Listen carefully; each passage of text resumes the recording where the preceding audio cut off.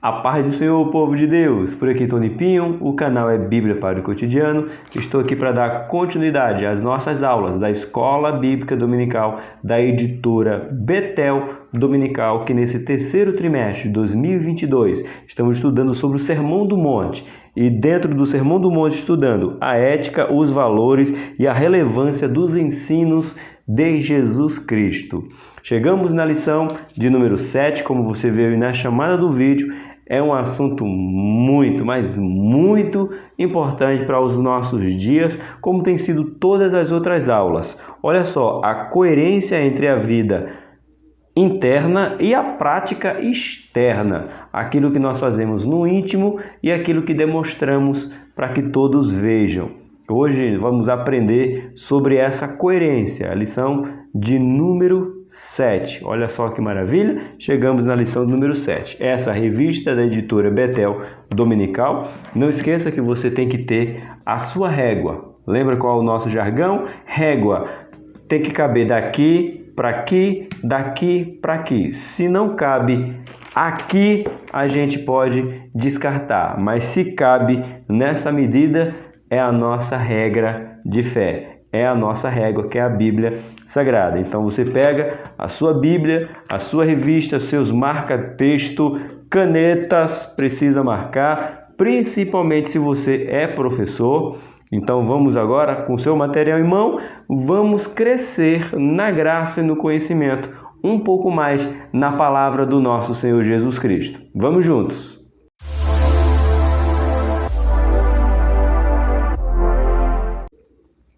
Meus queridos irmãos, como você viu aí na chamada, é a lição já de número 7. Deixa eu abrir aqui, ó. A coerência, não é isso? Entre a vida interior e a prática externa. Então, eu posso fazer uma coisa, dizer no meu interior que vou fazer algo e mostrar outra. Sabe aquele ditado bem popular? Faça o que eu digo, mas não faça o que eu faço. Né? A vida do crente não pode ser desta maneira. A vida do crente tem que ter um acordo, né? Tem que ter uma junção.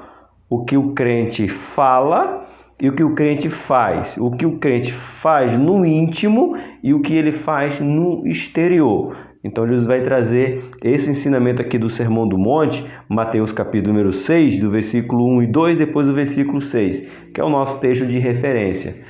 Esse é um grande problema, por isso que eu falei, é um problema. Porque muitas vezes a gente vê pessoas com atitudes que a gente acha que é atitudes santas, que são atitudes louváveis externamente. Porém, quando vai para o seu íntimo, essa pessoa não é nada daquilo que ela demonstra. Tá bom? Esse é o assunto de hoje. Essa lição será aplicada no dia 14 de agosto de 2022, lição de número 7. A coerência entre a vida interior e a prática externa. Nosso texto de referência de hoje, nosso texto áureo, né? Começar pelo texto áureo. Colossenses capítulo número 3, verso de número 23, que nos diz assim: e tudo quanto fizerdes, fazei-o de todo o coração, como ao Senhor e não aos homens. Opa, isso aqui é importantíssimo. Pega a sua caneta aqui. Olha só, duas palavras que nós precisamos dar atenção aqui nesse estudo, nesse texto áureo aqui. Fazei-o tudo de coração. Essa palavra aqui, como ao Senhor, certo? E não e não aos homens. Que expressão é essa, professor Tony? Simplifica para nós. É simples. Porque quando eu faço para o Senhor, eu tenho a certeza, convicção que Ele está vendo. Então eu não faço de qualquer maneira, eu não faço de qualquer jeito, eu não faço o que eu penso, o que eu acho, o que eu gosto. Eu faço o que tem que ser feito. Por isso que quando Ele diz, faça de todo o coração como ao Senhor. Então, se eu estou fazendo para o Senhor, eu penso, Ele está me vendo. Né? Eu gosto dessa ilustração simples, mas bem verdadeira. O pastor Cláudio Duarte, ele gosta de dizer que quando nós formos fazer alguma coisa errada, a gente não deve olhar para um lado, olhar para o outro, olhar para trás, olhar por cima, ver se alguém está vendo, né? Por cima, assim, no caso do meu celular. Eu tenho que olhar para lá. Porque se eu olhar para lá, com certeza eu vou ter alguém que vai estar de olho em mim. E aos homens? Nem todos os homens estão vendo o que eu faço. Você não sabe o que eu faço nos bastidores do canal. Você não sabe que dia é hoje que eu estou gravando. Você não sabe se eu orei, se eu jejuei, se eu consagrei. Você não sabe. Eu posso dizer para você que eu estou de jejum, que eu estou de consagração, que eu estou 3 dias. Eu pergunto você sabe? Não. Então é esse ensino que nós vamos ter hoje. Essa colocação que às vezes as pessoas dizem que é uma coisa e no íntimo elas não são. Tá bom? Então, tudo que você for fazer, faça como para o Senhor. Porque você fazendo para Ele, você, independente de qual seja o homem, Ele vai reconhecer que você é um cristão. Nossa verdade aplicada de hoje. Olha que interessante aqui, para corroborar com o que eu acabei de falar para você. É preciso ter sempre em mente que Deus está atento às nossas ações e motivações e que nada está encoberto diante dele. Eu gosto muito de uma frase, eu só não lembro a revista, eu sei que foi da nossa escola dominical. Deixa eu só anotar aqui essa nossa verdade aplicada. Mas eu gosto muito porque ele fala bem assim. Eu acho que foi da revista do Apocalipse. O Deus que vê o que eu faço é o mesmo Deus que vê por que eu faço. Simplifica, pastor. Professor Tony. Simples, mais uma vez. Às vezes só até atento, mas são coisas simples. Você sabe que eu estou fazendo um canal. Bíblia para o cotidiano, eu estou gravando. Mas qual é a motivação? Então, você está vendo a obra, que é eu fazer o canal. Mas qual é a motivação? Será que a minha motivação é porque eu gosto de ensinar a palavra de Deus?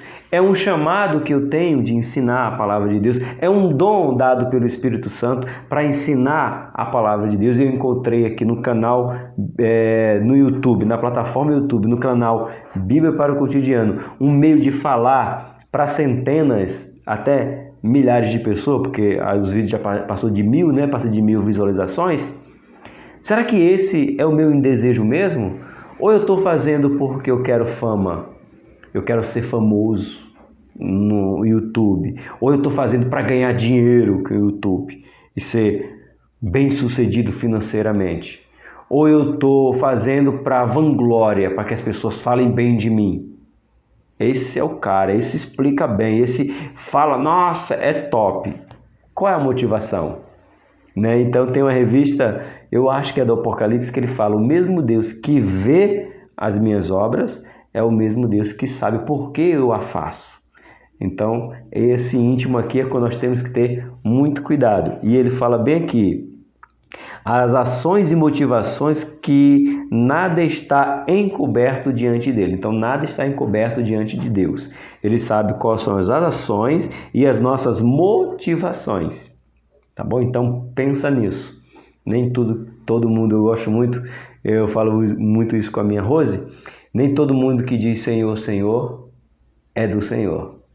Tá bom? Vamos lá? Nosso texto de referência hoje é pequenininho. Livro de Mateus, capítulo 6, verso 1 e 2. E depois ele vai lá para o verso de número 5. Lembrando que se você não tiver a revista, vai ficar na descrição do vídeo, mas você também pode usar a sua Bíblia. É importante você ter a sua Bíblia, tá bom? Mas se você não tiver, está na descrição do vídeo. Que nos diz assim, guardai-vos de fazer as vossas esmolas diante dos homens, para ser visto por eles. Aliás, não tereis galardão junto ao vosso Pai que está no céu. Quando, pois, deres esmola, não faça tocar trombeta diante de ti, como fazem os hipócritas nas sinagogas e nas ruas, para serem glorificados pelos homens. Em verdade vos digo que já receberam o seu galardão. Deixa eu ler tudo que eu quero falar, principalmente sobre o versículo número 2. Versículo 5 agora, tá bom? E quando orares, não sejas como os hipócritas, pois se comprazem em oração em pé nas sinagogas e nas esquinas das ruas para serem vistos pelos homens.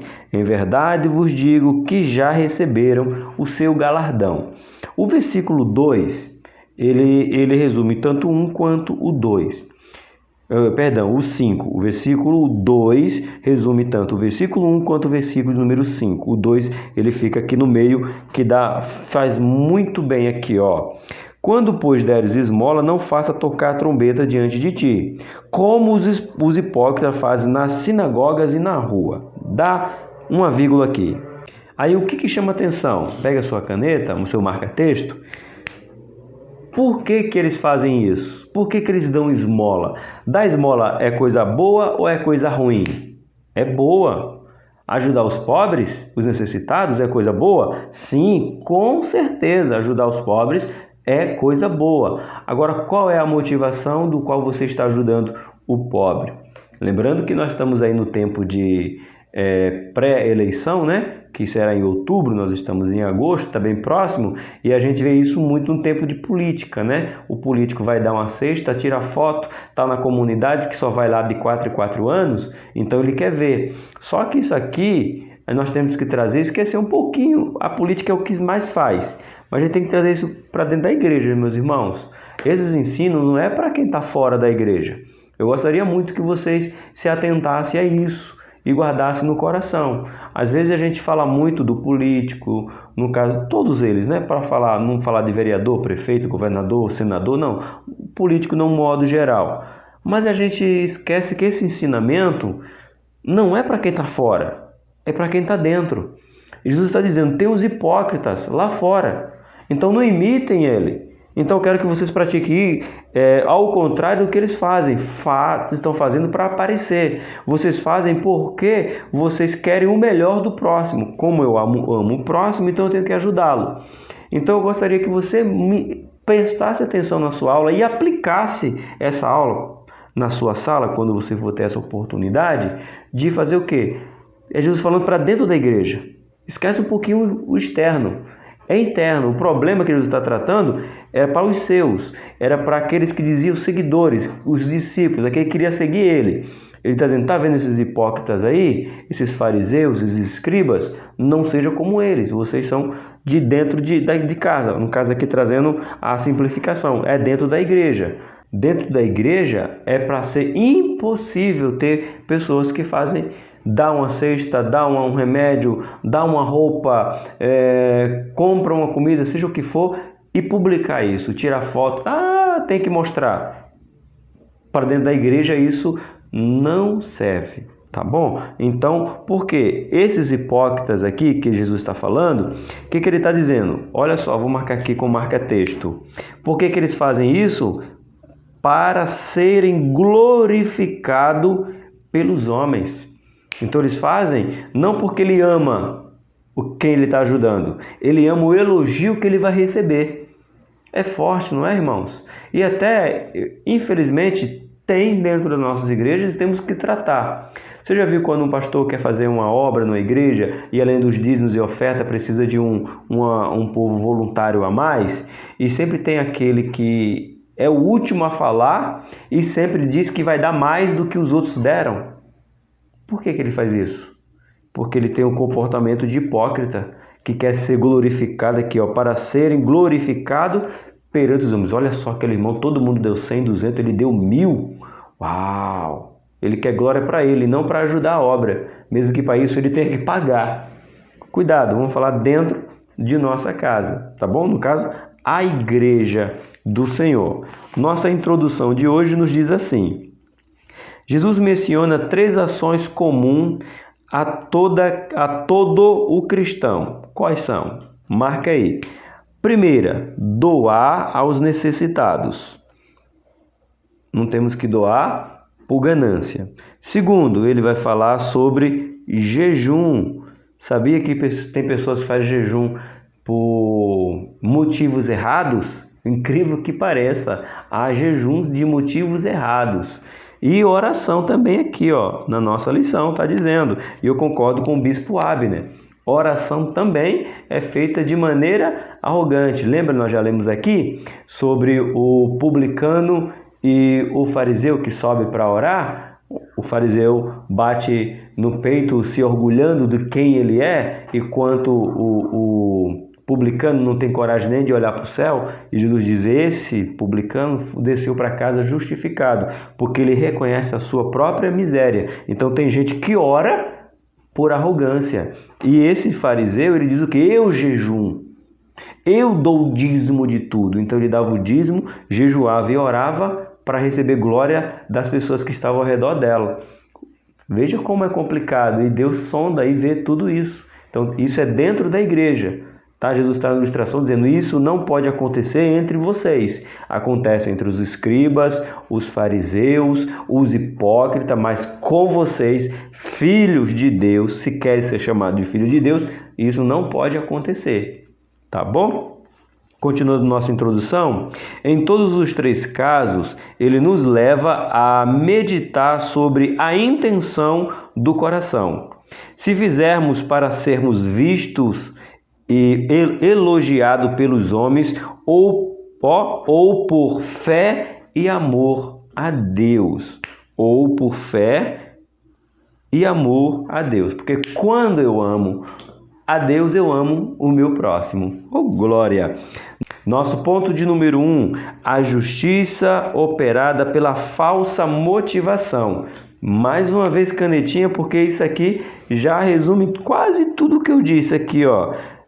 Cometendo ou praticando justiça, porém operada pela falsa motivação. Ou seja, a motivação não é uma motivação verdadeira, é uma motivação falsa. É o ponto 1.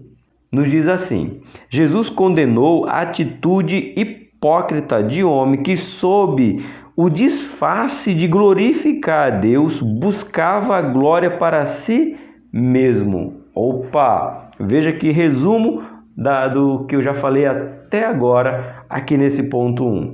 Eles faziam em nome de Deus, mas queriam a glória para Ele. Irmãos, isso aqui não podemos permitir que entre dentro das nossas igrejas. 1.1.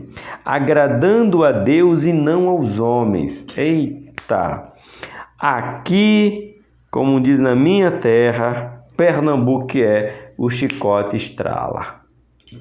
Porque há muitos que preferem desagradar a Deus para agradar homens, porque muitas vezes, me entendam, abre-se um parênteses, muitas vezes Deus não castiga na hora. E por Deus não castigar na hora, então eles preferem agradar os homens e deixar Deus para depois. Só que, como eu falo para o meu filho, eu digo sempre que tem uma oportunidade, Deus tem a eternidade para fazer o que Ele tem que fazer. Quem não tem tempo sou eu. Deus tem a eternidade para agir de maneira justa. Mas tem muitos que querem desagradar a Deus, né? Agradando a Deus ou os homens. Prefere agradar os homens do que agradar a Deus. É o que nós vamos ler agora. Jesus chama a atenção sobre a maneira disfarçada de servir ao próximo, que não basta apenas fazer o bem, mas algo cuja intenção do coração esteja centralizada, isso mesmo, em Deus. Provérbios, já vamos ler esse Provérbios aqui. Deixa eu terminar de ler o comentário aqui do professor, que eu volto nesse Provérbios 14:33, se você já quiser abrir aí. Ele destaca a diferença entre fazer as coisas para ser visto e elogiado pelos homens, ou movido pelo amor e fé em Deus. Aí sim, agora vamos ler as duas referências. A outra agora é Mateus, capítulo 6, verso de número 1. Se eu não me engano, já lemos aqui. É isso mesmo, tá aqui, ó. Vamos ler logo Mateus, que diz assim: guardai-vos de fazer as vossas esmola diante dos homens, para ser visto por eles. Aliás, não terás galardão junto ao vosso Pai que está nos céus. Ou seja, não faça esmola para que busque a atenção dos homens, porque o teu Pai já te vê. Agora abre a sua Bíblia em Provérbios. Vamos ver. Espera aí. Provérbios, deixa eu pegar assim que fica mais fácil. Provérbios 14:33. Olha que provérbio muito sábio, porque provérbio já é um livro de sabedoria, né? Olha o que diz. No coração do prudente repousa a sabedoria, mas o que há no coração do tolo se conhece. Quem conhece? Deus. Que há pessoas que agem com tolice. Mas o sábio, como está aqui, mas no coração do prudente repousa sabedoria. No coração repousa sabedoria na minha e na sua vida. Continuando nossa leitura. O grande ensinamento aqui é que a motivação é tão importante quanto a ação. Oh, glória! Anota aí, ó. Vamos lá. A motivação, marca aí, ó. É tão importante quanto a ação. Não é somente a motivação. Tem que ter motivação e ação. Tem que andar junto, alinhado, tá bom? Uma boa ação deve ser precedida por uma boa motivação para que seja eficaz para os outros e para aqueles que a oferecem. Preste atenção. A motivação tem que ser boa para que seja eficaz para os outros, para aqueles que a oferecem. Eu estou oferecendo o conhecimento na Escola Bíblica Dominical, a nossa EBD. Tem que ser uma sinceridade partida de mim para ensinar a vocês. Então, todas as vezes que eu for fazer algo, ou que nós iremos fazer algo, tem que partir do nosso coração, para que Deus seja glorificado. Continuando. Qualquer motivação que não seja o amor, não terá sentido ou valor algum para Deus.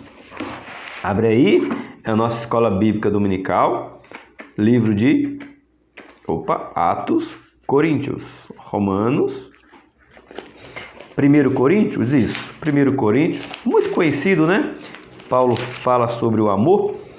1 Coríntios, capítulo 13, o versículo de número 3, minha canetinha em gel. Paulo diz, e ainda que distribuísse toda a minha fortuna para sustento dos pobres, e ainda que entregasse meu corpo para ser queimado e não tivesse caridade, abre-se um parênteses, amor, nada disso me aproveitaria. Então, o que eu aprendo aqui? Deixa eu marcar para eu olhar para vocês. Deixa eu marcar aqui, peraí. Deixa eu marcar, que eu quero olhar para vocês. Eu sei que às vezes tem muito que não me veem. Eu falo, não me vê assim, põe e fica olhando a aula, só ouve. Por causa dos afazeres. Então, deixa eu parar para olhar para você. Olha que interessante aqui. Vocês já pararam para pensar, professores? Pergunta isso na sua sala que eu pergunto agora. Você sabia que alguém pode distribuir todas as suas riquezas para os pobres? Você sabia que ainda pode entregar o seu corpo para ser queimado, dizendo que é por uma boa causa? Mas a motivação é falsa, porque ele quer glória para si próprio. Então alguém pode dar o que tem, pode ser entregue até a morte, sem amor verdadeiro, e sim para a glória, para a vanglória. Que coisa, hein? Ser um mártir falso. Meu Deus, isso vem na mente agora. Ser um mártir falso. Não é verdadeiro, faz tudo para ter glória nessa terra. Não é assim na mídia, onde a gente vê? Às vezes eu fico vendo alguns vídeos aí no canal, umas chamadas mirabolantes, né? Eu sei disso, eu descobri isso, porque fulano falou isso, e aí você clica lá, a pessoa quer glória para ela. Ela não tem o prazer de ensinar, ou de trazer uma notícia, ou uma orientação, ou o que seja, mas ela quer mesmo é a glória para ela. Ela quer que diga, não, foi fulano que foi o primeiro que falou, foi fulano que trouxe a notícia. Gente, Paulo está dizendo que isso é possível, ainda que distribuísse toda a minha fortuna para sustento dos pobres e ainda que entregasse o meu corpo para ser queimado e não tivesse amor, nada disso me aproveitaria se não fosse por amor. A motivação principal que eu e você devemos ter é o amor. Deixa eu só marcar essa referência para saber que eu já li aqui. O 1.2, a verdadeira e falsa piedade. Opa, verdadeira e falsa piedade. Olha o que diz. Jesus traça um paralelo entre a verdade e a falsa piedade, a verdadeira e a falsa piedade, que é apenas hipocrisia. Marca essa palavra hipocrisia, nós já falamos sobre ela, mas ele vai falar aqui de novo, porque às vezes nós temos memória curta. Então ele vai repetir a explicação sobre o que é ser hipócrita, né? O que é a palavra original no grego, que significa hipócrita ou hipocrisia. Vamos lá. Os hipócritas eram verdadeiros atores. Opa! Lembra que a gente já falou que um ator bom é um bom hipócrita? Pois é, então os atores de hoje são hipócritas. Bonito, né? No original. Então, ator significa ser hipócrita. O que é ser hipócrita? Fala uma coisa e vive outra. Então, ele interpreta um papel que não é verdadeiro. Então, ele faz uma coisa que não é verdadeira. Então, logo, ele é um hipócrita, porque faz uma coisa, mas a sua vida real é outra completamente diferente. Merece um gostei? Então, clica aí em gostei. Eles se apresentavam para serem vistos e aclamados pelo povo. Na declaração feita por Jesus, vemos manifestar a verdadeira atitude de seus corações. Eles não ofertavam ao povo porque eram apenas generosos. Eles o faziam para receber honra da parte daquele a quem oferecia. É bem os nossos dias, e isso aqui não pode adentrar dentro da nossa igreja. Então, pessoas que ajudam, eu tenho que falar da igreja, irmão, eu não posso falar de fora. Fica muito fácil falar dos políticos, mas e as nossas igrejas? E a nossa declaração de fé? Os que se dizem cristãos? Vamos parar de olhar um pouquinho. Às vezes há necessidade de um alerta para olhar para fora. Mas hoje não é para fora, é para dentro. Quando eu falo para dentro, eu falo olhar para a igreja. Existe ou não existe igreja? Deixa no comentário aí. Que diz e fala e diz, foi a gente que deu, foi a gente que fez, a gente construiu, a gente deu cesta básica, a gente consertou o carro, a gente deu remédio e põe o nome da igreja, põe um logo da igreja. Aí eu pergunto, é por amor mesmo que estou fazendo? Ou estou fazendo para que o nome daquela congregação cresça? Para o nome daquele pastor cresça, daquele missionário? Tem ou não tem? Então vamos olhar para dentro das nossas, eu falo nossas, porque quando falamos cristãos aí engloba tudo. Tem igrejas que faz ações sociais que você nem sabe? Show! Mas é um alerta para aquelas que fazem propaganda do que estão fazendo. Aí dói. Aí vem para o nosso convívio, né? E precisamos ter atenção. Ser gloriado, dizer, foi a igreja que me deu, foi a igreja que fez por mim. Mas ela fez por quê? Para você falar bem dela? Ou ela fez porque ela realmente ama você? Fica a pergunta. Suas boas obras tinham uma única finalidade, o reconhecimento público. Eita, é forte. Vou marcar aqui, suas boas, olha só a frase, viu? Suas boas obras tinham uma única finalidade, reconhecimento público, porque ajudar o próximo, já falei, vou repetir, é uma coisa boa. Jesus disse que esse tipo de atitude produz apenas reconhecimento humano. Eita, aí doeu, hein? É só reconhecimento humano. E que ao soares as trombetas para que fossem notados pelos homens, já haviam recebido aqui mesmo seus galardões. Ou seja, eles queriam receber galardão aqui, aplauso, porque estão dando alimento, roupa, remédio, casa, carro, enfim, o que eles querem dar, já receberam aplauso de quem? Dos homens. Era isso que eles buscam, foi isso que eles receberam. Então, Deus não tem mais nada para oferecer, porque tudo que eles queriam, eles conquistaram, que era aplauso. Já pensou nisso? É isso aí. Nosso ponto 1.3, oferta em secreto. Oferta em secreto. Vamos lá? Jesus apresentou como pode haver uma motivação falsa diante de uma atitude aparentemente sã. Anota isso aí, professor. Pede para alguém repetir essa leitura, que eu vou ler junto com você de novo. Alunos, se atentem a isso aqui, ó.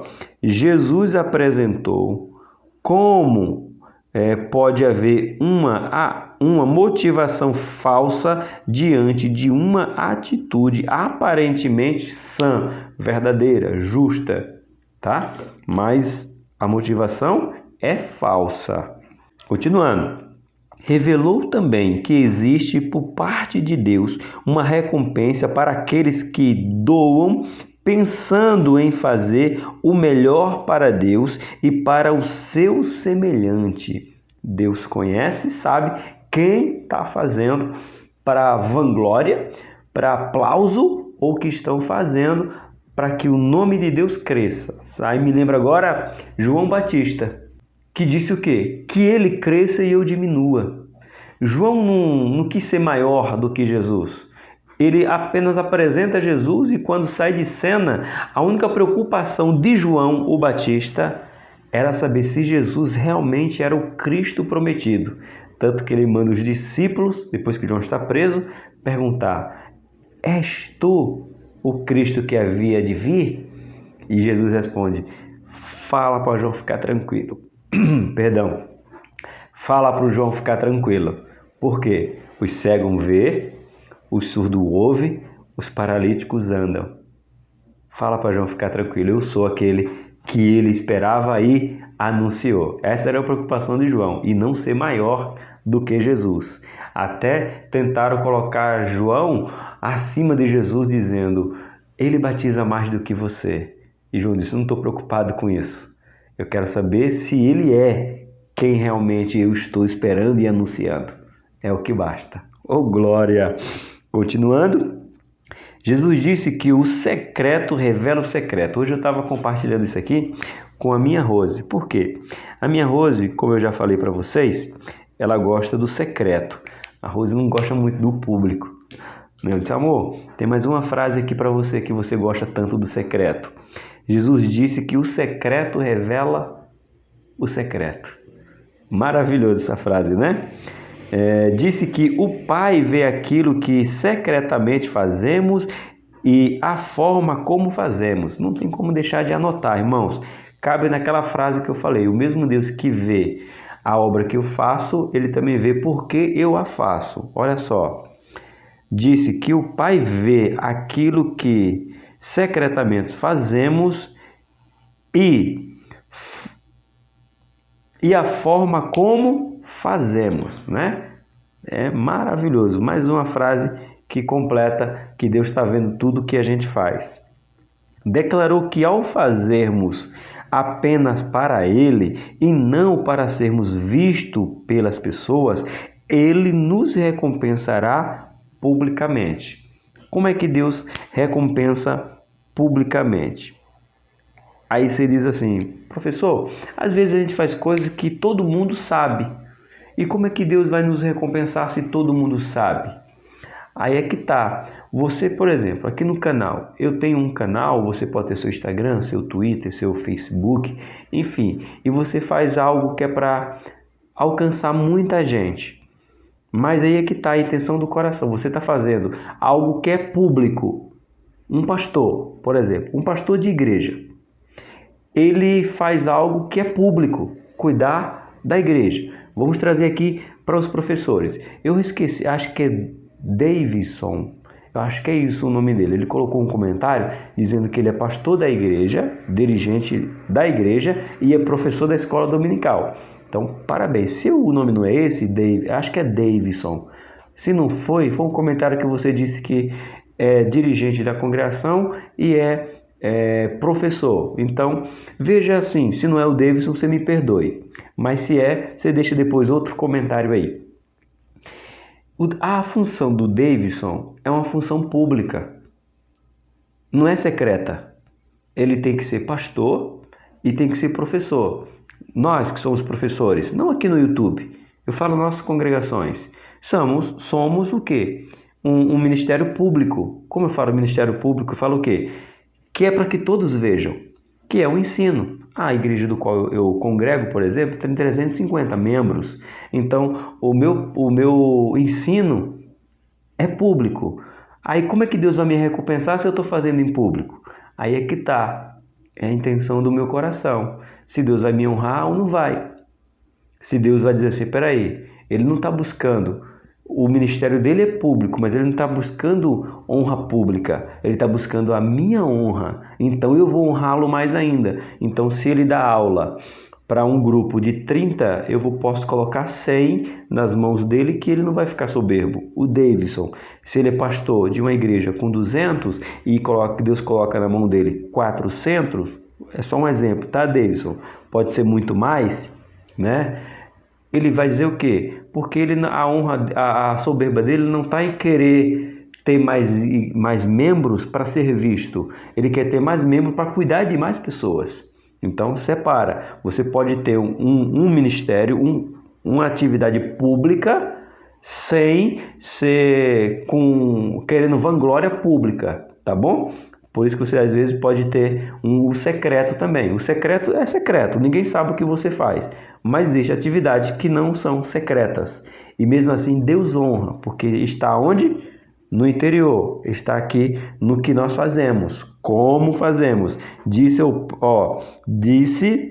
que o Pai vê aquilo que secretamente fazemos e a forma como fazemos. Tá bom? O secreto é aqui. Eu faço algo público, mas ele vê o meu secreto.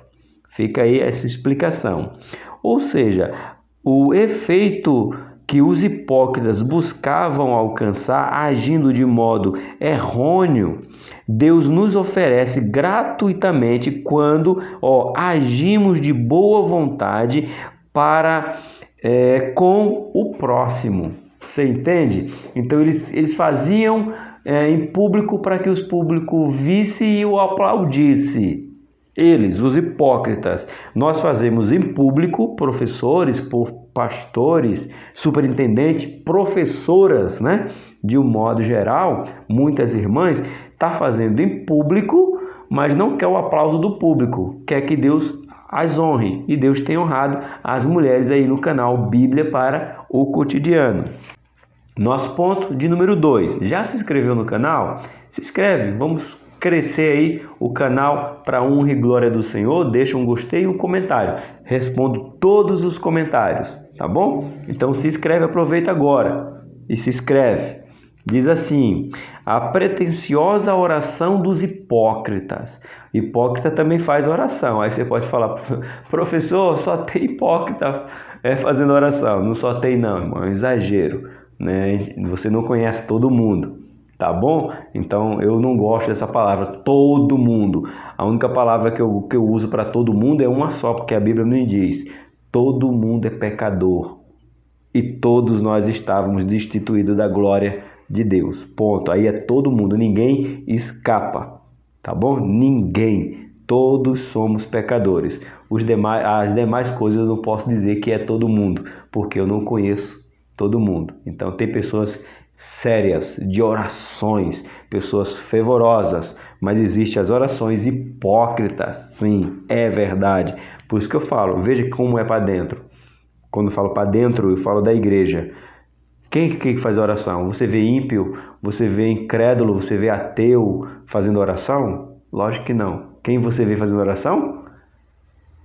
Os pseudos cristãos.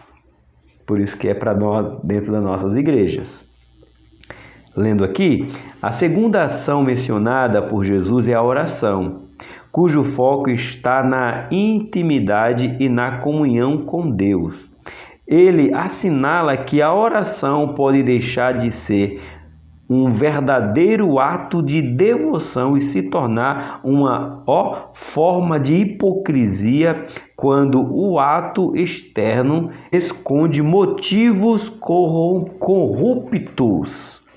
Meu Deus, nós já lemos aqui, não vou nem abrir a Bíblia porque está aqui na nossa leitura.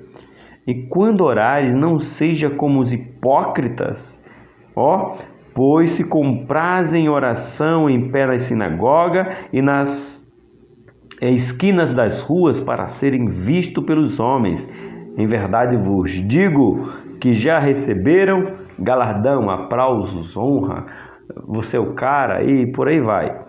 Falando aqui de oração, eu tenho uma coleção de livros ali, eu estou olhando para ela. Como é o nome? Gente, eu não vou conseguir ler daqui. Gente, 6 livros, irmão, sobre oração. Eu não consigo pegar por causa do fio. Se eu for lá, eu não vou pegar, mas foi baratinho numa livraria aí popular na internet. Não sou patrocinado por ela, mas enfim, são 6 livros só sobre oração. Agora deu um branco. Não deu branco mesmo, porque eu não lembro mesmo o nome. Ele ensina sobre oração. Gente, eu comprei esse livro para aprender a orar mais. E você vai vendo esse irmão aí falando sobre oração, você fica constrangido, achando que você sabe orar, que você tem motivo, que você tem palavras adequadas para orar. Você olha assim, meu Deus, eu não sei nada. Tem que me quebrantar e descer cada vez mais. Então os hipócritas queriam fazer oração, olha só, irmão. Ser visto porque ora bonito. Será que tem isso dentro das nossas igrejas? Será que podemos perceber que tem um irmão que quando pega o microfone, a primeira coisa que faz é mudar a voz? Será? É para quê? Para ser visto? Ou porque quer honrar a Deus de verdade? Fica a pergunta. 2.1. A maneira incorreta de orar. Vamos ver essa maneira incorreta primeiro? Jesus ensina que toda oração autêntica deve ser dirigida a Deus. Então já começa aí. É a Deus, já está no caminho certo. Quando chegava a hora estabelecida para a oração, os judeus piedosos deixavam o que estavam fazendo e oravam. Eu aqui estava falando para minha Rose que a gente está acostumado muito ver os muçulmanos, que quando dá a hora da oração, ele estende o seu tapete, se ajoelha e ali ora. Só que antes do muçulmano ser uma prática que a gente conhece através dos muçulmanos, a gente esquece que essa era uma prática já vivida com o povo judeu. Aonde? Daniel é o maior exemplo. Por que Daniel é lançado nas covas dos leões? Simples, porque ele orava 3 vezes por dia, nunca abandonou a sua prática de orar. Então, em Israel tem essa prática, só que nem todos os israelitas, os judeus, os hebreus, como você preferir, eles se levantavam para orar ou se ajoelhavam em praça pública para orar, mas eles elevavam a oração, às vezes caladinho, está durante o dia no trabalho, eu no meu trabalho, deu, por exemplo, a hora que eu vá orar, independente qual seja. Eu posso parar o que eu estou fazendo ou diminuir um pouquinho, curvar minha cabeça e elevar Deus em oração, sem precisar que ninguém ouça ou me veja orando. Então essa prática em Israel já havia, tá bom? Essas orações que a gente vê muito com os muçulmanos. Isso poderia ser feito discretamente ou com uma exibição pretensiosa. Eu estou em oração, tenho que parar o que eu estou fazendo para orar. Mas muitos faziam discretamente, é o que está escrito aqui. Algumas pessoas as buscavam estar em lugar onde suas presenças fossem notadas, como a sinagoga ou as esquinas de uma praça. Neste caso, a motivação interior dessas orações públicas era reconhecimento e elogio da sua devoção, o qual carece de valor diante de Deus. Esta classe de oração hipócrita também recebe a mesma recompensa que a das esmolas, que já falamos, tocar galardão, trombeta, né, para ser visto, porque está dando esmola. O louvor do povo, a oração também fazia para que o povo dizia: eita, homem de oração, esse sabe orar, essa mulher ora, hein? É a mulher de oração, só para ser glorificada pelos homens. Em contraste, Jesus orienta seus discípulos a orarem no secreto. É muito conhecido de todos nós, principalmente que tem uma canção, tem uma canção muito bonita, né? Eu acho que eu sempre esqueço o nome do moço, mas é uma canção bonita, Leonardo Gonçalves, se eu não me engano, é isso o nome dele? Que ele fala: entra no teu quarto, eu sempre esqueço o nome dele, um rapaz com cara de gente boa, sabe? Não tem aquela pessoa que fala: nossa, fulano tem uma cara de gente boa, né? Eu sempre esqueço o nome dele, mas ele fala muito sobre Mateus 6,6, mas aqui ele começa primeiro com Mateus, deixa eu ver, gente, aqui ó, Mateus 5:6, para a gente encontrar texto e contexto. Vamos marca texto, não, essa vaza, é essa daqui. 5:6, quando orares, não seja como os hipócritas, ou seja, os hipócritas oravam, tá bom? Pois se comprazem oração em pé nas sinagogas e nas esquinas das ruas para serem vistos pelos homens. Em verdade vos digo que já receberam seu galardão. Agora, o 6 é que nos convida a essa oração sincera aqui, ó. Mas tu, quando orares, entra no teu aposento, fecha a porta do teu quarto, ora a teu pai que vê e que está oculto, e o teu pai que te vê e está oculto te recompensará. Oh, glória! Glória a Deus, né, que o nosso Deus está vendo e nos recompensará. 2.2, orando ao Pai em secreto. Vamos aprofundar um pouco mais. A oração deve ser caracterizada por sua simplicidade. Aqui somos informados de que a oração é um assunto que diz respeito apenas a nós e a Deus. A gente tem um caso verídico, gente, não é do meu tempo, é um caso antigo, mas um caso verídico. E a gente sempre, ou um irmão sempre gosta de contar, para que a gente aprenda com o erro do irmão. O irmão ia orar lá e ele gostava de contar as coisas que ele estava passando, que ele estava vivendo. Então ele orava em alta voz. Então a gente sabia, eu não era desse tempo quando acontecia isso na nossa igreja. Ele contava que gritou com a esposa, que chamou palavrão, que bateu no filho, né? E tinha um caso lá, né, que é verídico, que ele teve que ser chamado na salinha do pastor para ser tratado. Oh, Deus, me perdoa porque hoje me masturbei 2 vezes. Você acredita, gente? Teve que ser parado esse homem. Para que ele vai dizer isso? Se a oração é algo íntimo, meu e de Deus. Eu aprendi que existe oração que eu posso orar para que todos me ouçam. Mas existe oração, por isso que é o secreto. É lá no secreto que eu tenho que dizer. Contar para Deus o que Ele já sabe, mas confessar para Ele as minhas mazelas, as minhas tentações, os meus desejos, os meus erros, iniquidades, falha. É lá no secreto.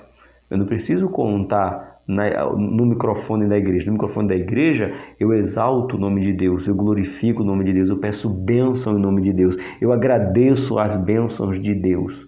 Mas de foro íntimo, eu oro no secreto. Isso não é brincadeira, foi um caso que aconteceu antes de eu entrar na igreja. A pessoa orava dessa maneira. Olha que perigo, gente, olha que perigo. Que falta de reverência, de vigilância. Na verdade, ele queria aparecer. Olha, esse irmão, ele reconhece que está cometendo o pecado da masturbação. Ele não tem vergonha de dizer. Não é que ele não tenha, é que ele quer aparecer. Ele quer aplausos. Só que envergonhou, porque foi chamado e foi tratado. Um caso muito sério. Não é brincadeira. Às vezes você pode rir, Mas existem essas coisas, pessoas que querem receber, fazer oração de vanglória, e a Bíblia condena veementemente, tá bom? Jesus falou para entrar aonde? No quarto, fechar a porta e orar ao Pai que está em secreto. Deixa eu dar uma paradinha aqui, porque uma vez o jovem me perguntou, a pergunta dele é justa, e na verdade ele não foi instruído, e muitos de nós às vezes acabamos não sendo instruídos desta maneira. Eu só posso orar no secreto no meu quarto? É isso que ele está dizendo? Então, se eu moro numa casa que, vamos dizer assim, é a realidade do brasileiro. Uma casa tem 2 quartos, dos meus pais e o quarto onde dorme 3 filhos. Como é que eu vou orar se todo mundo está ali para me ouvir? Então eu vou ficar sem orar? É isso que Jesus está dizendo? Não. Jesus está dizendo que a coisa mais íntima que você pode encontrar, aliás, secreta, que você pode encontrar, é um quarto. Mas não quer dizer, o meu lugar secreto, vou contar para vocês. Olha aí, deixa aí, não deixa não, é seu, fica para você, não precisa. Até pode, se quiser, brincando. Até pode colocar qual é o seu lugar secreto. Você sabe qual é o meu lugar secreto? O meu lugar secreto é a minha sala. Como assim, professor? Eu me acordo aproximadamente 6 horas para ir trabalhar. A minha Rose fica dormindo. Então ali é o meu lugar secreto, onde a Rose não vê. E o meu filho, como vocês já sabem, ele não mora comigo, mora com a avó dele aqui na casa de baixo. Então na minha sala é o meu lugar secreto, onde a Rose não vê, minha sogra não vê, meu filho não vê. É somente eu e Deus. Então não é a questão de um quarto, é questão de ter um lugar onde não tenha ninguém que ouça você conversando com Deus, orando a Deus, suplicando a Deus, entregando suas petições a Deus. Esse é o lugar secreto. E quando Jesus fala do quarto, ele fala que é o lugar mais secreto que nós podemos ter. O meu é a minha sala. Entre aproximadamente 6 horas da manhã eu estou entregando a Deus o meu secreto com Ele. Você tem um lugar secreto? Deixa aí no comentário. Continuando. Essa é a maneira correta de chegar-se a Deus, em oração. Desta forma, o cristão expõe sua fé, devoção, confiança e amor diante de Deus e é recompensado pelo Senhor. Olha que bonito. Essa é a maneira correta de chegar-se a Deus em oração. Agora aqui, ó. Desta forma, o cristão expõe sua fé, devoção, confiança e amor diante de Deus. Olha que maravilha, né? Diante de Deus e é recompensado pelo Senhor. Da mesma forma que Jesus apresenta ao que ora, as vitórias que se materializam no mundo físico sempre passará por um período secreto na presença de Deus. Vamos ler um texto muito conhecido, livro de Hebreus, capítulo de número 11, verso de número 6. Já está até marcado aqui em minha Bíblia. Ora, sem fé é impossível agradar-lhe, porque é necessário que aquele que se aproxima de Deus creia que Ele existe e que é galardoador dos que o busca. Só ganha galardão aqueles que buscam a Deus. Livro de Hebreus, capítulo número 11, versículo de número 6. Glória a Deus. 2.3. Orando sem vã repetições. Aí algumas pessoas podem dizer, professor, às vezes nós cristãos repetimos nossas orações. É verdade, mas o repetir a oração é como a gente chama no mundo secular de um mantra, sabe? E é a mesma coisa. Porque mesmo você orando, vamos lá, eu quero orar porque eu preciso de uma porta de emprego. Mesmo orando, Senhor, eu preciso de uma porta de emprego. Cada vez que eu for orar, eu vou orar, Senhor, eu preciso de uma porta de emprego porque eu preciso pagar meu aluguel. Senhor, eu preciso de uma porta de emprego porque eu preciso trazer alimento para minha casa. Senhor, eu preciso de uma porta de emprego porque eu preciso pagar as minhas contas. Você vê que eu preciso do emprego, porém tem um motivo por que eu preciso. Na oração repetitiva, não muda nada. Senhor, eu preciso de emprego para pagar minhas contas. Se eu preciso de emprego, pagar minhas contas. Se eu preciso de emprego, pagar minhas contas. Se eu preciso de emprego, pagar minhas contas. Isso é vã repetição, é a mesma coisa. E por isso que nós chamamos de oração. Eu tenho a liberdade de expressar naquele dia o que eu estou sentindo. Por isso que a oração é tão linda. Porque tem um dia que você está alegre, tem um dia que você está triste, tem um dia que você está bem, tem um dia que você está mal, mas você não para de orar. E cada vez que você vai orar, você expressa o que você está sentindo na oração. Por isso que é tão valiosa o período de oração que você tem. Mas não podemos usar de vãs repetições. Vamos lá, ó.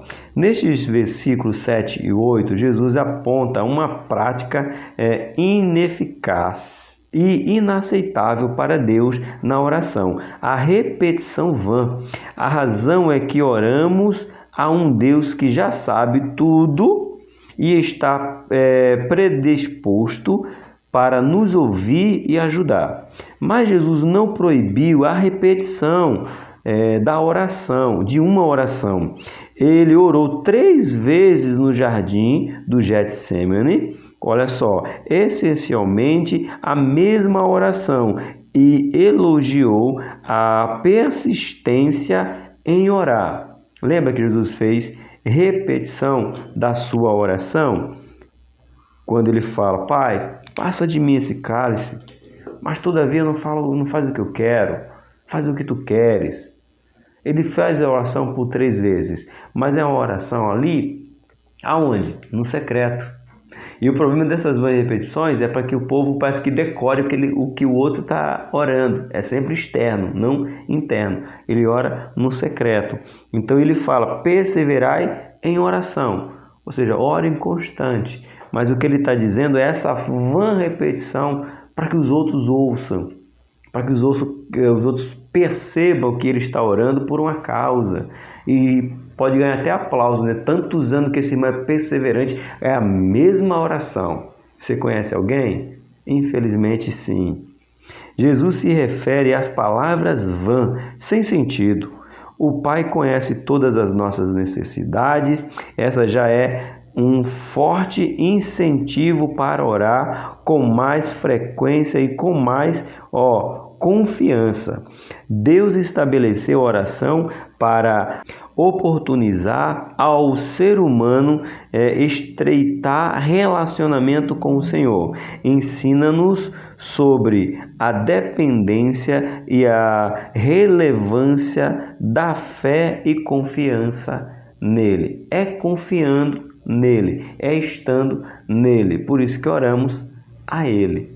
Tá bom? Nosso ponto de número 3. Falamos primeiro da esmola, motivação errada por dar esmola. Falamos agora da hipocrisia da oração. Agora vamos falar da maneira errada de fazer jejum. Até jejuar, o povo jejuma para vanglória, gente. Que absurdo dos absurdos. Olha só, o jejum sempre foi uma prática importante para a vida espiritual do povo de Deus. Por isso, Jesus critica os líderes religiosos e ressalta a sua verdadeira motivação, ser visto pelos homens. Vamos ler o texto, ficar com o semblante caído. Vamos ler o texto? Mateus, capítulo número 6. Qual é o versículo? 16.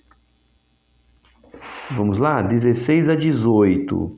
E quando jejuares, não vos mostrais contristados como os hipócritas, para desfigurar o rosto, para que os homens percebam, olha só, que jejuam. Em verdade vos digo que já receberam o seu galardão.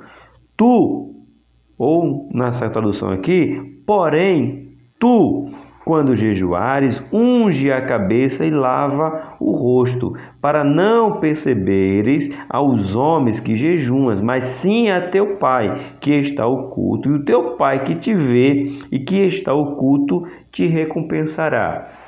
Simplificando, aquela pessoa que todo mundo sabe que ela está de jejum, pela cara, pelo semblante, miserável.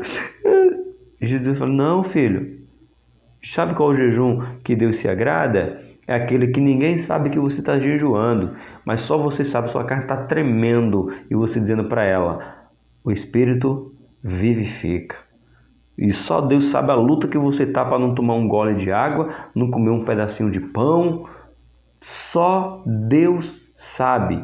Então esse jejum é um jejum verdadeiro, e não para que todo mundo fale: esse irmão está de jejum de novo, olha a cara dele. Esse irmão está de jejum de novo, olha a cara dele. Esse irmão, sabe, chamando atenção para si. Faz jejum até para chamar. Meu Deus, eu fico às vezes indignado com algumas coisas que a gente vai aprendendo com a Bíblia, não é verdade, professores? Coloca aí no seu comentário. Mas vamos ver o jeito certo. O jejum que agrada a Deus. Olha só. Tal qual as esmolas e a oração, o jejum dos líderes religiosos eram apenas um espetáculo de sua suposta piedade ao fingir dor, tristeza e abnegação. Era um verdadeiro show para atrair a atenção das pessoas. Já li com você, né? Mateus, olha só, era para chamar a atenção literalmente das pessoas. E o pastor Abner aqui foi, né, na veia. Olha só aqui, ó. Era apenas um espetáculo de sua suposta piedade ao fingir dor, tristeza e abnegação. Olha só, é isso mesmo, pastor Abner, concordo com o senhor. Em contraste, os discípulos do reino devem fazê-lo de acordo com os princípios bíblicos, não para serem vistos pelas pessoas.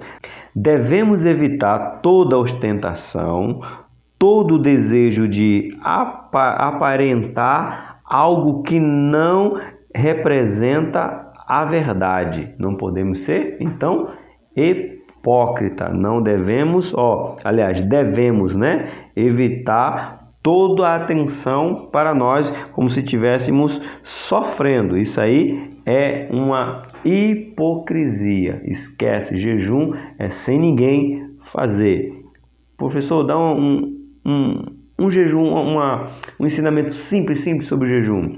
Jejum é de duas partes, de duas maneiras. O jejum total ou parcial, jejum de horas, ou 12 ou 24. Há quem pratique jejum de poucas horas. Biblicamente, não se acha parâmetro. Os parâmetros que nós achamos sobre jejum, ou ele é total, que é total, professor, nem come e nem bebe. E o período em Israel, ou Jesus ensinando, ou ele era de 12 horas ou 24, certo? E como é que era esse jejum? Para os ensinamentos bíblicos, né? O fundamento bíblico aqui era simples. Para os judeus, ou aqui Jesus era judeu, lógico, né? O dia ele começa às 6 da manhã e o dia acaba às 6 da tarde. Então aqui são 12 horas de jejum. Então depois vem a vigília da noite, que começa às 6 horas da noite, se tornando 6 horas, e vai até outro dia, 6 horas da manhã. Então você pode pegar 6 horas da manhã, entrar num propósito, no jejum, ali você jejuma e vai até às 6 horas da tarde, 12 horas de jejum. Ou você faz 24 horas. Aí você tem o jejum parcial, que é total e parcial. O que é parcial, professor? Você toma líquido, mas não come nada. Ou você fica sem os dois, sem comer e sem beber. Tem isso aqui na Bíblia? Tem na Bíblia menção que você pode fazer jejum sem comer e sem beber nada. E tem jejum que você fica apenas sem comer, mas continua tomando água. É aceitável? Sim, porque a água, por mais que tenha os seus nutrientes, ela não dá substâncias o suficiente para manter o teu corpo. Então, se não dá substância suficiente para manter o teu corpo, não podemos dizer que é um alimento, porque se viver o homem só de água, ele morre. Tá bom? Então, faz um jejum aí. Começa de 12 horas, das 6 da manhã às 6 da tarde. E aí você vai testando o seu corpo para virar 24 horas. Você já fez jejum de 24? Fiz. É muito difícil. muito difícil. Não dá para ficar com o rosto alegre, a cabeça ungida, porque o seu corpo ele sente demais, principalmente as últimas 12 horas. Irmão, é pesadíssimo 24 horas de jejum. Já fiz, acho que somente 2 vezes em minha vida de 24, porque é muito pesado. Eu sei que tem irmãos que jejuam 2, 3 dias, glória a Deus que eles podem, mas eu não consigo 24. Fiz 2 vezes, mas ficava muito desfigurado, né? Todo mundo percebia. Mas de 12 para mim é, vamos dizer assim, normal. Dá para fazer, não tranquilo, porque no decorrer do dia o corpo treme, a boca seca, parece que o seu olfato fica aguçado, porque você sente cheiro de comida em tudo que é lugar, né? Mas é mais, vamos dizer assim, é mais curto, né? Dá para fazer, para mim fica mais tranquilo. Total, eu só faço jejum total. Para mim eu acho que fica mais completo. Essa é a minha visão. Não necessariamente seja a sua. Aí você pergunta, você está ganhando galardão porque está fazendo isso? Não. Você sabe qual é o dia que eu faço jejum? Não sabe. Então você sabe que hoje eu estou de jejum? Não sabe. Entendeu? Eu digo para você que eu faço, mas eu não digo para você quando eu faço, o dia que eu estou fazendo. Mas eu posso falar, professor?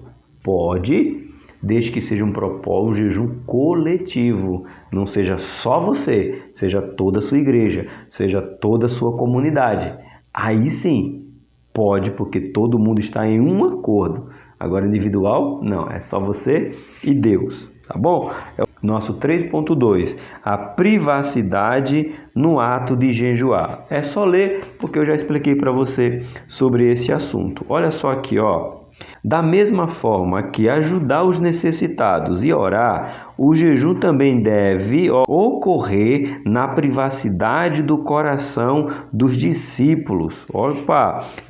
Visto que o jejum requer autocontrole rigoroso, é uma tentação importante, olha só, comunicar sutilmente nossos esforços ou vitória a outros.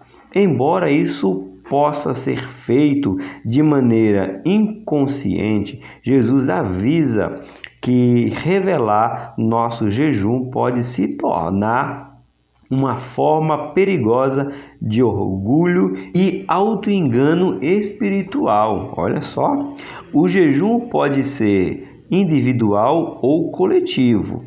O individual trata com o particular de cada um. O coletivo visa sempre encorajar a igreja a concentrar-se na obra de Deus, pedir direcionamento, expressar a tristeza pelo pecado, a buscar o perdão na comunidade. Em todos os casos, Jesus alerta para a privacidade do coração. Até uma igreja que está com um propósito coletivo de jejum, ela tem que ser para a comunidade. É um pouco complicado, irmãos, é um pouco complicado. Você viu que eu fico assim, né? Querendo palavras certas, porque o meu intuito aqui não é fazer polêmica, o canal é de ensino e não querer fazer polêmica. Mas quem nunca viu? Quem nunca viu algumas igrejas em canais de televisão, em redes sociais, até quem mesmo no YouTube,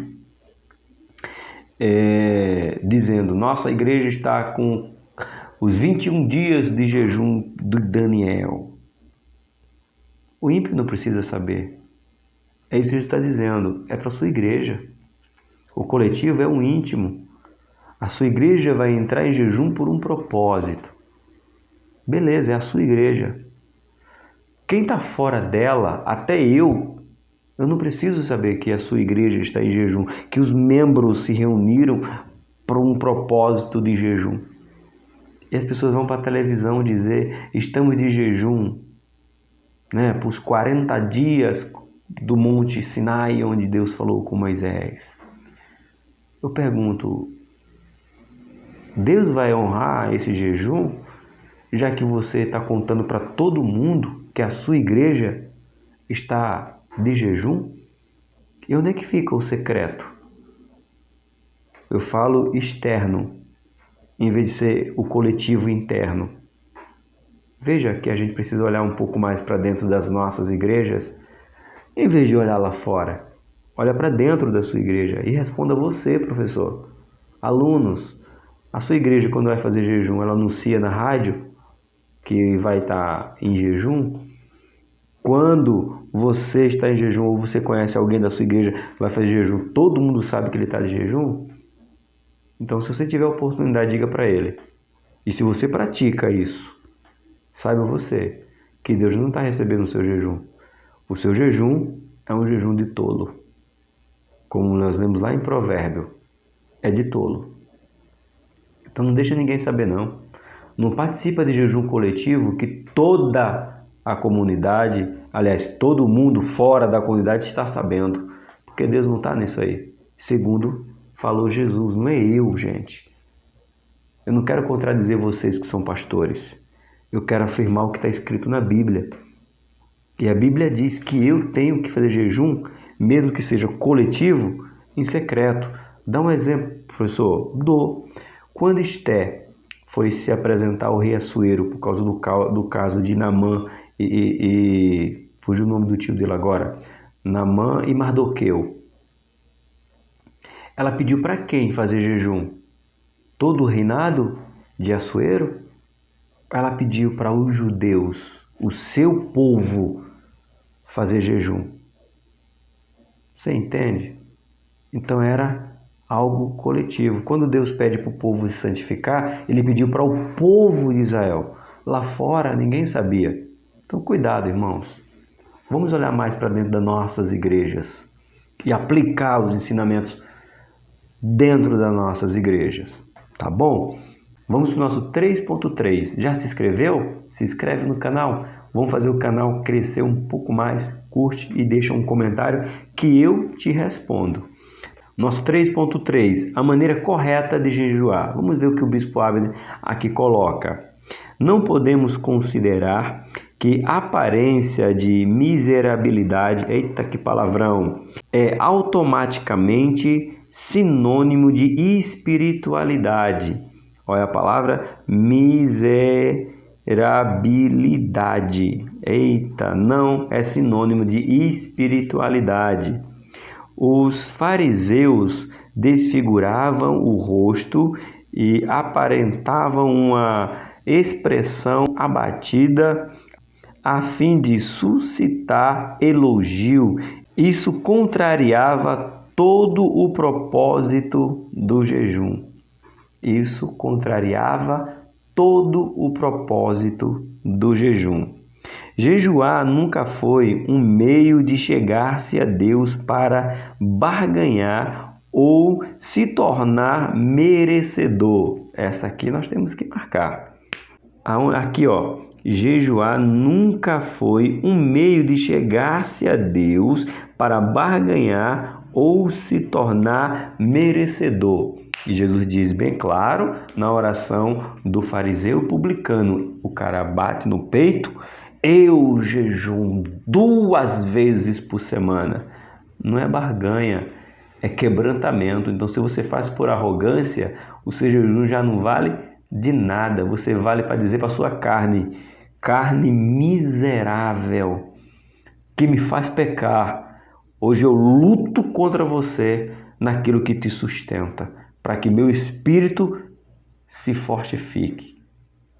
É assim, meu irmão. O jejum tem como finalidade desviar os nossos olhos das coisas deste mundo e focá-los apenas nas coisas de Deus. É uma forma de relacionar-se espiritualmente e de forma secreta com o Pai. Secreta com o Pai. Chegamos na nossa conclusão. Foi um prazer ter você aqui na lição de hoje. Olha a nossa conclusão. Todo aquele que passou pela experiência do novo nascimento, ao praticar esmola, oração e jejum, deve fazer com todo o seu ser envolvido, coração, mente e corpo, refletindo assim a fé, a devoção e o amor a Deus, visando a glorificar a Deus. Então, tudo que eu faço é por Ele, por meio dEle e para Ele. Então, tudo é dEle. Então, que o seu jejum, oração e esmola seja para a glória de Deus. Que Deus seja glorificado na sua vida pelas suas orações, pelas suas esmolas e pelo seu jejum, para que Ele receba cada uma delas que você faça e Ele te recompense publicamente. Repetindo, eu quero que deixe gravado. Mesmo que o seu ministério seja um ministério público, mas se a sua intenção é de íntimo, Deus vai te honrar publicamente mais ainda. Tá bom?